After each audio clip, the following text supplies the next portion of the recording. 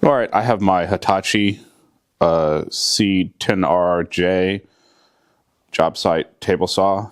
I'm going to show you how to adjust the fence on here. There are bolts on the front and the back of the saw that hold the fence to the rail that you need to loosen. To loosen this bolt, you could use an Allen wrench, or I like to use a T25 bit and my impact driver. To access the back, I remove the table extender. I like to move it a little bit over and then use something like a level so that it has more of a surface to reference. So what I'm doing is just moving it this way and then pushing it up against the level.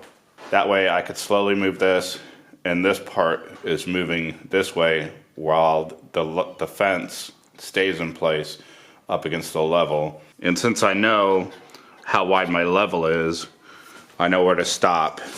That'll move this over, and I'll just slowly go, and I know where to stop for my level. Once there, just go ahead and tighten up these bolts again.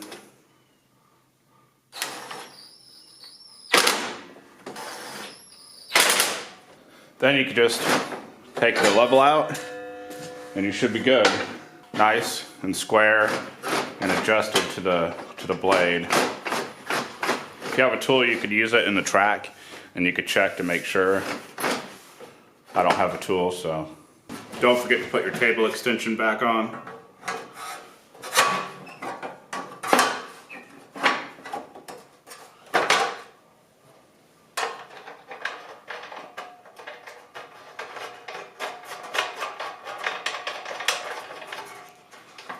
And just a little bit more information.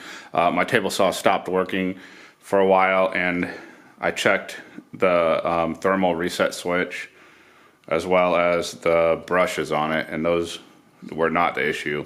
What it ended up being was this little module here. It's the soft start or soft stop. I'm not really sure, but I replaced this and it fixed the issue. I got it off Amazon. Thanks for watching.